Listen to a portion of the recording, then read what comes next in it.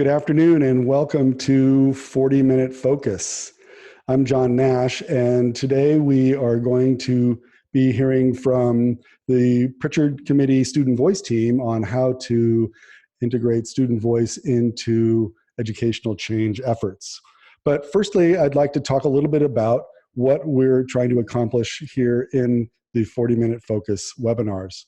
So I'm John Nash. I'm an associate professor in educational leadership studies at the University of Kentucky, and I'm also the department chair, and I'm happy to be your moderator today. I'd like to tell you a little bit about us in the Department of Educational Leadership Studies, where we are conducting courses and programs for a number of individuals who are interested in advancing their leadership skills in education. We offer doctorates in educational leadership at the PhD and EDD program, as well as education specialist degrees focusing on the principalship and in teacher leadership. We have a master's degree in teacher leadership, as well as principal and superintendent certification. We also have a set of graduate certificates which stack very nicely into our master's degree. And so while getting a master's degree, or if you'd like to start towards a master's degree, you can gain graduate certificates in executive school leadership, which is focusing on support for international school leaders, certificates in deeper learning, instructional coaching, and school technology leadership. But let's talk a little bit about our webinar and what we're going to do. Just a little bit of a slide there to give you a sense of our online programs. Firstly, beg your pardon, and where our campus is in Lexington, Kentucky. And our students and our graduates lead globally. We have from Hawaii to Hong Kong, our students join us in cohorts, and we create community online for leaders across the globe. Now, this is a live webinar, and we have some interactive features for those that are joining us today. And so let's talk briefly about those. Firstly, you can use Zoom to ask questions of our panelists today. So to ask a presenter a question, you can navigate to the Q&A button if you're at your desk, and at the bottom of your screen, you can type a question into that panel. During the webinar, we'll do our best to answer that question, or after the webinar, if we don't get to it, someone from our team will get in touch and follow up with you.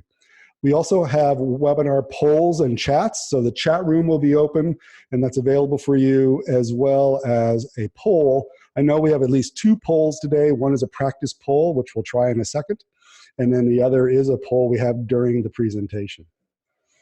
So to the matter of a practice poll, let's see if we can get that going. So I'm going to put up a poll and ask how. I'm going to stop sharing here for a second so I can operate the poll. Let's see, I'll go right here. That was a little tricky. And then the poll, and our practice poll is right here, is how did you hear about this webinar? And so the poll is open. If you're in the room today and can answer the poll, how did you hear about this webinar? And we're hearing some people coming in. A few people, I'll leave it open for just a few minutes. A few people have, and I'm gonna end the poll here and give you guys get the idea. That's very good. I'm gonna share the results. So people are hearing it from Twitter, from an email list, or some people heard from a friend. So looking really good. All right, so without further ado, let's get to the content of the day. And so I would like to introduce our team, and that would be the Prichard Committee Student Voice team, and I turn it over to Rachel Balin, who will introduce the rest of our folks. Thank you so much, John, for that intro. I am going to do my own screen share now, so this could be a 41-minute webinar if I'm not smooth, but here we go. Yes. So welcome, everyone. So great to be here with you today. As John said, my name is Rachel Bellin, and I am the adult director of the Prichard Committee Student Voice team. With me today are my colleagues, Henry Clay High School Junior and student co-director Lily Gardner, and Dunbar High School Senior and legislative coordinator Naseem Mohammed Zada. They are sneaking out of class today to join us, so don't tell anyone. And we are here today to talk to you about students as partners in school improvement. And here is what we mean by that.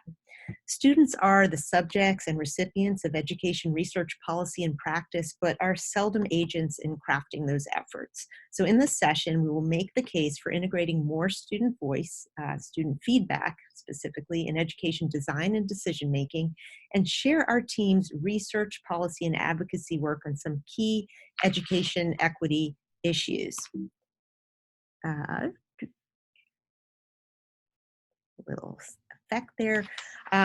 Even more specifically, though, if we pull it off in the way we imagine, in this webinar, we will be defining student voice along a continuum of impact, examining issues, examples of meaningful student voice in action, and we want to prompt you to consider strategies to integrate meaningful student voice in your existing programs or partnerships.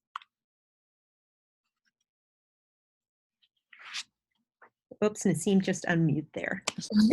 So first, it's only fair to tell you who we are before we really tell you anything.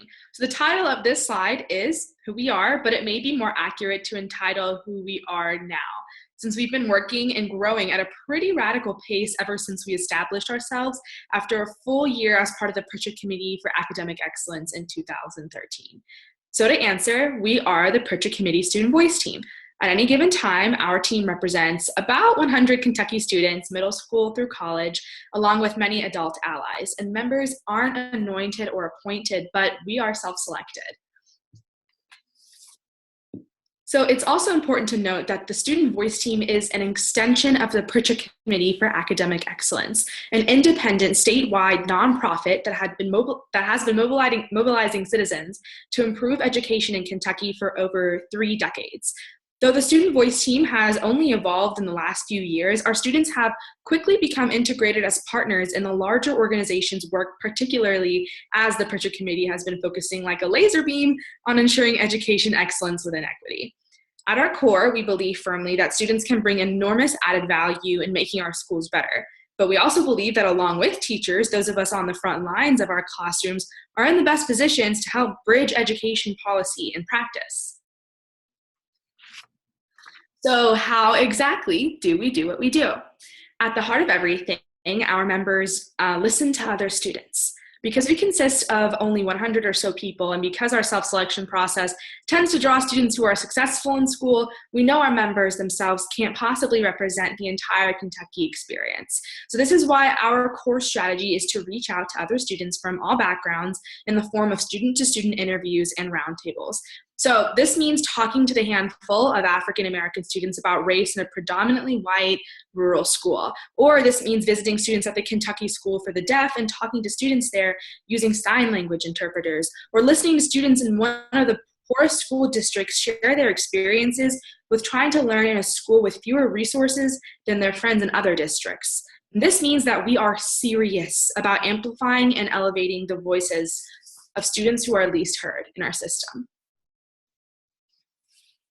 So what do we do with those voices and stories we collect is that we run the gamut and extend to a wide array of platforms, from social media and blogging to op-eds, policy reports, workshops like this, and presentations for groups of tens, hundreds, and even thousands of people at policymaking and education conferences in Kentucky and across the country. So to give you a better idea of our output, among other things, since our little crew of primarily teenagers has produced 59 op-eds, 142, make that 143 local and national presentations, 2 policy reports, 3 statewide Capitol rallies, and even 1 book. So now that you know a little bit more about where we're coming from, we now want to delve deeper into the reason we're here today. And rest assured, in the process, because we're all about student voice, we'll also want to hear a little bit more about where you're coming from too. So we don't want to make any assumptions, though. First, we need to tackle our title and define what it is we even mean by the phrase student voice. So how about we take a moment and define it together? So if you could, just please use the chat box to answer what words or words come to mind when you hear the phrase student voice. Like, what words do you associate with it? And if you can't, agency. I'll give you a little bit more time. Self-direction and empowerment. self-advocacy. Couple more seconds. Okay.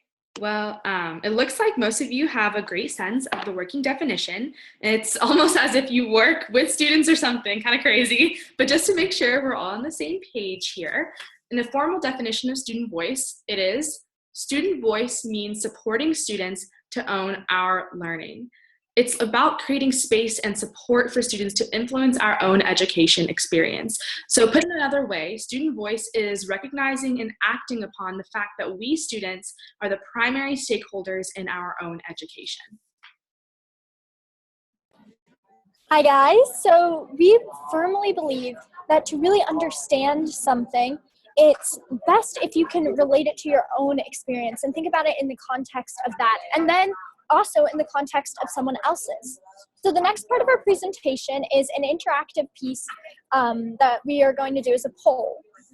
So this kind of works like a Likert scale. I'm going to read a statement, and what I want you to do is rate it on a scale of 1 to 5 on how strongly you agree or disagree with it. So for this statement, I want you to think back to when you were in high school to answer this question. When I was in high school, I generally felt heard and respected by adults there.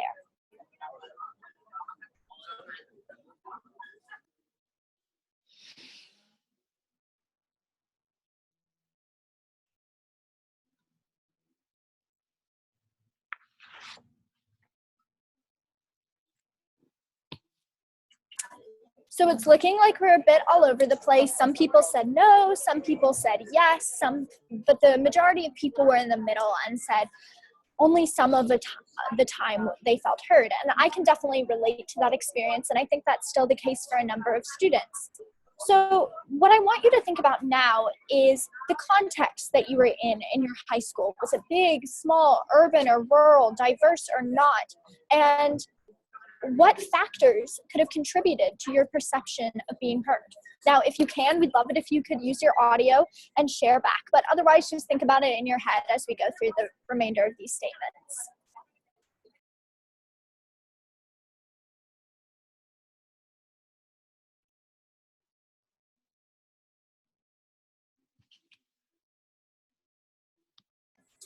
So now the second thing that I want to ask is, do you think your experience in high school of being heard or not being heard was the same for all students in your school, the same for students and the adults in your school, whether they be teachers, employees, administrators? And then once you've got that kind of in your mind, I want you to think about what determines the different ways that people might feel heard in your school. And I also want you to think about this as we continue through our presentation. Just keep it in the back of your head. Think about what factors contribute to your own student voice experience and then to the student voice experience of your entire high school. So it's clear from this little poll that many of us learned what it was like to have a voice and agency over our own education, or we didn't learn it all from our own school experience. And what will hopefully become more apparent as we go a little deeper into the presentation is how our lived experience as students who felt valued and heard, or conversely, who didn't feel valued and heard at all, can inspire us to ensure more students are enlisted as partners in their own educational experience and drivers of its improvement. But we want to be very clear that not all student voice looks alike, and we need to make a few very important distinctions. Take a look at this slide. We think it's one of the best illustrations of how student voice can look very different to people depending upon what they know about its possibilities. So we distinguish meaningful student voice from non-meaningful student voice, which can appear as students serving in superficial roles and as visual aids to a predetermined agenda. But the power of student voice ranges from students simply talking about their perspectives or serving as sources of information, all the way to students directing activities as partners with adults and leading change efforts. And we want to ensure that we're integrating students in ways that we can feel respected rather than tokenized. So now my colleague Naseem is going to dive a bit more into what these different tiers look like and how we can ensure that we're doing this with respect. So, as you saw on the previous slide, expression is one of the very first levels of student voice. There are lots of examples of surface level student voice because simply they tend to be the easiest for students and adults to handle, and because they don't involve a two-way exchange of ideas, they typically don't push the status quo all that much. So that's not to say they are not a part of student voice, only that is a level of student voice tends to be less effective at promoting systematic change than the others we'll get to. So pictured here are members of the student voice team standing outside Kentucky Educational Television on the eve of the gubernatorial election to remind candidates to remember their youngest constituents. Next is consultation, and it has to do with students providing feedback when asked. Notably, the person doing the asking is typically an adult in some sort of authority position. So pictured here are students at Scott County High School sharing feedback about their experiences with a member of our team after completing a survey about support for minority achievement in their predominantly white school. And this next level of student voice really kicks things up a notch in terms of system change. Presence and participation means that students are literally and figuratively at the table when real discussions are made or when issues are framed around their education. So pictured here are students at Winburn Middle School meeting with teachers and administrators in the school library to discuss how to create more opportunities for students to work as partners to improve school climate. So if you're sharp, you'll catch a 12-year-old Zoe right there in the middle. Zoe's a member of the student voice team, and like me, Zoe started doing this work in middle school and has never looked back.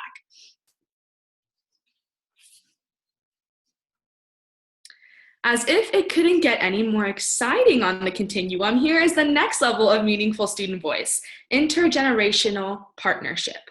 This is where students have a formal role in education decision-making and operate as co-equals with adults in significant work. So pictured here is a great example.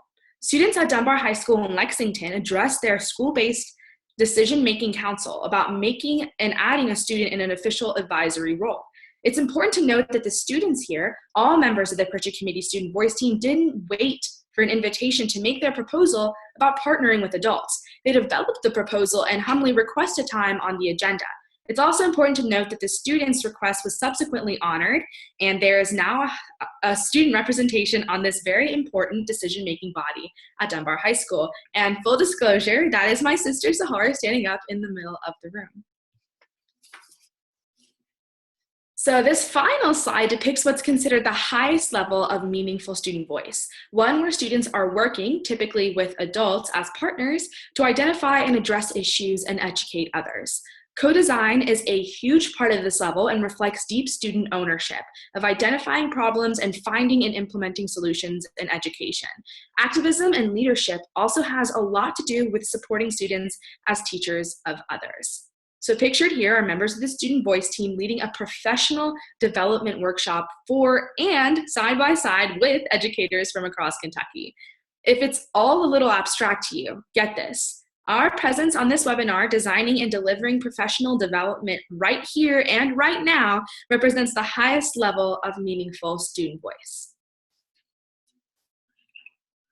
But simply viewing students as a monolithic mass and then placing that mass in a meaningful role for engagement is not enough. That's because knowing the definition of student voice and the difference between superficial and meaningful student voice isn't enough to have the conversation we need to about tapping into student voice to improve our schools. It's not enough to just listen to students in our school system. In order to ensure attention to student voice is not simply an exercise in tokenization, we must be sure we make an extra effort to listen to students who may be least heard in a school system. That means talking about more than school policymakers making space for students to have a role in school decision making. We're talking about school policymakers being intentional about making space for students from the most underserved communities to have that role, and then intentionally inviting them to take a seat at the table. It's the difference in what we mean by equality, with the emphasis on the same opportunities for everyone, and equity with its emphasis on more opportunities for those who would otherwise have fewer of them. This graphic, which many of you have probably seen, represents that basic idea. When you look at it, we want you to think about the students around you. and where they might fall on the poll that you guys took earlier. I told you it would be coming back. So we think this is so important when we are talking about education that I want to take a moment to just ask a couple more questions for you to think about in the back of your mind. And so one, has equity been in the past an important value to you in education? Why or why not? How can ensuring more meaningful student voice in a school help ensure equity in education? And what obligation, if any, do students and adults in a school system have to those who might be least heard in the school system? And where does your obligation come into that? I'll drop these questions in the chat so you guys can think about them as we continue. Now, our final slide about this incredibly important topic seems pretty obvious, but before we move on, we're compelled to share this graphic as well, because it prompts us to think even more radically about what we mean when we say equity in education.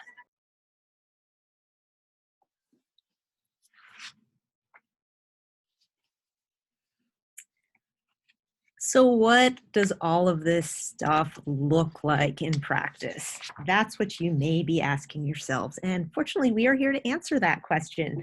As we whip through the next few slides that picture how our members in the Student Voice team are tapping into meaningful student voice to improve education, we want you to take a couple minutes to note some common elements. Each of the seemingly different examples you're about to see involve a few of the same key elements. Successes, know that they involve some of the following. Top secret, by the way. These are the ingredients. So one, students working as partners with adults, as co-equals. Equitable student voice, being very intentional about inviting students who may be least heard on an issue into the conversation and into the work. There's a use of student stories about lived experiences plus data plus statistics in all of these examples. And all of these examples involve students themselves framing and driving the narrative. They are telling their own stories about the work that they are doing. So the very first example is one of our earliest. This was a moment when the Student Voice team went out on a legislative ledge. It was one of our first forays into the state legislative process. And we learned a lot and we got burned a lot, but this was an attempt to add students to superintendent screening committees in Kentucky. It involved students drafting their own legislation, finding a bill sponsor, and then many other very sophisticated things, such as meeting with editorial boards, writing a series of op-eds, testifying before the legislature, drumming up support on social media, and holding a press conference where their story was framed and told through media channels throughout the country. They even held, as is pictured here, a giant rally on the Capitol steps that drew students from across the state and significant national media coverage. The end of the story is that the bill failed in the 11th hour after some poison pill amendments were added to the very popular bill. And students, one of the lessons learned was that we went in thinking Schoolhouse Rock, and we came out realizing the legislative process was a little more like House of Cards. We learned a ton from the process. So at the end of the day, we lost the legislation, but we won the war because the bill sailed through the education committees. We learned about the process, but the most important win was that the team showed themselves and the world what's possible when meaningful student voice is unleashed in the public square. So pictured here are members of our team testifying as a part of a campaign we created to stop the practice of diverting state lottery funds from need-based college scholarships in 2016. As part of this work, we wrote op-eds and press releases, met with legislators, editorial boards, and policy groups, and solicited stories from strong students who couldn't afford to go to college. And it wasn't long before the hashtag we came up with, the Powerball Promise, took off in ways we could never have even imagined. So the campaign, which quickly caught on with the governor, legislators, and the public, culminated in a giant rally in the Capitol Rotunda. and an additional $14 million moved back to Kentucky scholarships from the lottery to help an additional 8,000 students attend college. So pictured here is the release of our book. Ready or Not, Stories from the Students Behind the Statistics was released in October of 2017. With this project, we really were able to mesh together the head and the heart, the statistics and the stories. By talking to and interviewing students all around Kentucky and hearing their stories and battles with college and career readiness and post-secondary plans, we decided that there wasn't a better way to combine statistics from surveys and stories from students than by publishing our book. A true way of meshing the head and the heart. So all of our policy work and our book ultimately comes from our grassroots action. And recently our focus has been inspired by conversations we were having with students from across the state. These consistently, the idea that there were elements beyond academics that were having an outsized impact on the way students learn came up. Things like teacher to student and peer-to-peer relationships, a student sense of belonging, and even the physical layout of a school mattered to so many of us on a daily basis. Yet it seemed to have a direct effect on how we felt about our school. Yet we were not, or we were rarely consulted on any of those factors. And even when we were never allowed to see the results. So our response to the helplessness we felt was the student-driven school climate audit. A school climate audit is a student-driven examination of what makes a school a community. As we have been developing it, our model entails students leading the change to design, deliver, and analyze climate surveys of key school stakeholders, facilitate focus groups and interviews, and then conduct a site visit and classroom observations. Supporting students to lead the charge enables the primary stakeholders themselves to have a better understanding of the extent to which their school is a safe, supportive, and engaging place to learn, and combats the learned helplessness we often see in our school system. So on the screen is a picture of us making a site visit to one Western Kentucky high school as part of our one such school student-led school climate audit. It was one of the 3 schools members of the Student Voice team visited during the 2017-2018 school year. And so if you look really far to your right, you can see me as a freshman. It was my first foray into some of this work, but then I continued doing it for quite a while. So since the photo was taken, our climate audits have evolved from independent ones conducted by our members at schools that we didn't attend into a process that has our own team training and supporting students across the state to design and conduct their own school climate audits. What does this all mean for you as an educator or an administrator or somebody who loves and supports our public schools? How can you help bring more meaningful student voice into the conversation? Again, I'm so glad you asked. We have a few tips just for you. The first piece of advice I would give is to start small and dream big. This work with the Student Voice team started with 4 students meeting with me in a coffee shop 7 years ago. They were the ones that began this design process to conceive of some of the possibilities of this work. They were also the ones who ultimately drew other students into the work. Starting small is a good thing. It's a doable thing. But I do want to note too that even those 4, even though they doubled and tripled pretty quickly in number, they were always thinking big. As you can see on the screen, those of you who scrutinize it, this is from an actual meeting we had early on. These are a few bullet points of some of the items on their agenda, but there is one thing on the bottom that you need to catch, and that's world domination. That was always a part of the vision of some of our earliest members.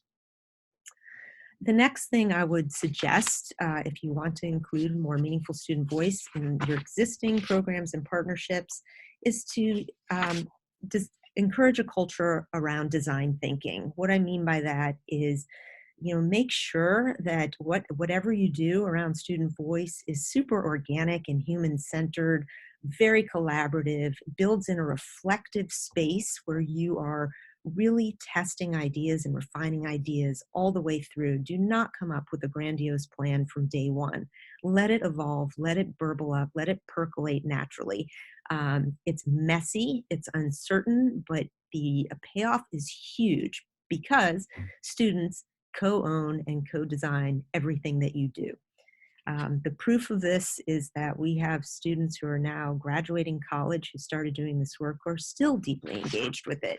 Why? Because they own it. It reflects their greatest interests and vision.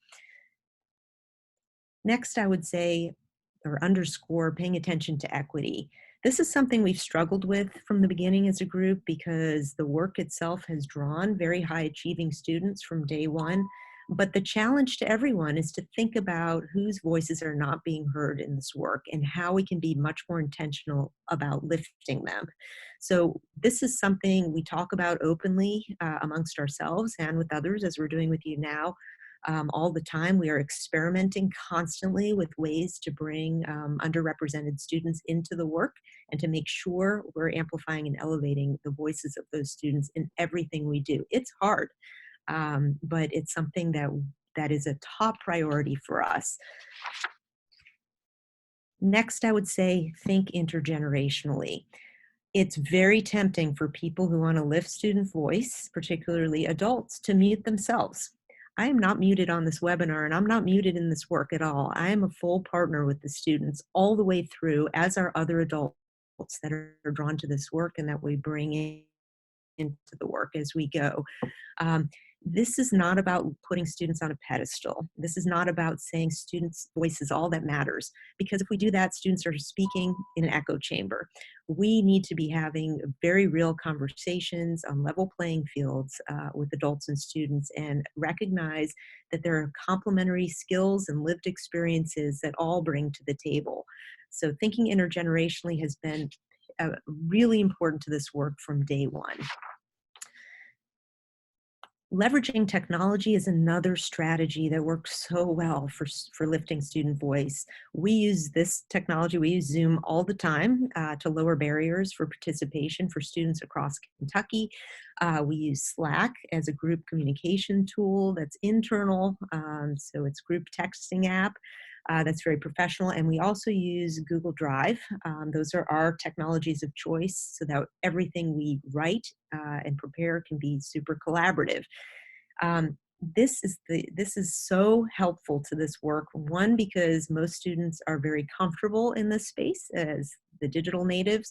But two, it lowers barriers for participation and it costs virtually nothing. The first 3 years of doing this work, we had a budget of almost zero, and we could still do some pretty big things and spectacular things.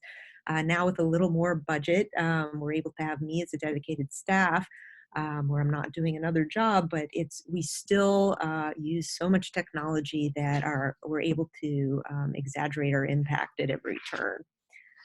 And finally, normalize this. Normalize bringing students into spaces like Nassim in this picture here. Normalize bringing students into existing professional spaces that you have. Bring students to the table, literally and figuratively, at every turn. You have so many opportunities. They don't need to have a title to be brought into these spaces, and they shouldn't be secrets from students. So this is a picture of Nassim presenting some of our school climate research to the Kentucky Association of Psychology in Schools last year. This needs to be normal, that she's side by side with adult experts. Here's another example, normalize this too. This is a picture of Lily, who's sharing stories of other students struggling with college affordability issues at the Budget Review Subcommittee on Post-Secondary Education last year. Notice that she is side by side with an adult. That's Bridget Blum Ramsey, who's the executive director of the Prichard Committee, who's ceded space to her partners, the students, in this work. You can see the level of respect in the room and with the adults listening, and it was palpable that day, and they brought so much to the conversation. Make this normal. This should not be a big deal. We don't just need to put students on random panels. Bring them in the room. Let them see how decisions are made when it concerns education. And the last thing I would say is simply feel free to use the Prichard Committee Student Voice Team as a resource. We are we have an open source mentality. We're not proprietary about anything. We want to share our best experiences with the world, and we want to support others across Kentucky and the country and internationally doing this work. We believe in it, and we want to partner with anybody listening in making sure that this becomes an acceptable, normal thing to include students as partners in the work to improve our public schools. And with that, I'm going to stop my screen share and pull John back in and see if there are any questions. Thank you so much, Rachel, Lily, Nasim. I noticed one question from one of our participants today, Stacy Love. It's in the chat, but I'll just share it with all of us. I work with students in the Cleveland Metropolitan School District, and in spite of ongoing issues in the district, the student voice is seldom heard. How can I help to empower them from where I sit in an institute of higher ed? I would say some of our best partners early on came from institutes of higher education because they were willing to take time to listen to us, even if that didn't directly correlate with change that was going to happen in our schools. So knowing that there's an adult within these spaces who is ready and willing to advocate for you, and just frankly having that first conversation with students, whoever you can find by whatever means necessary, I think is one of the most empowering things that you can do as an outsider adult. Leverage the connections that you have within your higher education space, the connections that you have with the Cleveland School District, and also the validation that you can give student voices by just listening to them. And then move on from there. Figure out a timeline, see if there are things that you can help them with. We are more ready and willing to work with any adult who will listen to us and figure out ways. And I would just add, it's such a great question, and that was a great answer, Lily, but I would also add, invite students to help you figure this out. Just a small group, start there, and students need to see adults struggling, because we do struggle, and that's real, and it builds empathy, and empathy is critical in this work. Thank you very, very much. Well, then I'll just say that we're about at the end of our time. So I just wanted to remind everyone that you'll be exiting the webinar. You'll receive a survey, and you can let us know how we did. You can find out how to get a copy of today's slide. After you take the survey, you'll be sent to our webpage where the slides and other resources, or a copy of a recording of this webinar will be held. And you can also get information on leadership programs here at UK, and even schedule a time to talk to one of us. So thank you very much for that. And really appreciate our guests today. Again, to Rachel, to Lily, and to Nasim, thank you so much for joining us today. We appreciate it very much, and we'll hope to see you again soon, hearing more about your work. Thank you all. Back to class, Nasim and Lily. Yes, back to class. All right. Bye, everybody. Bye-bye.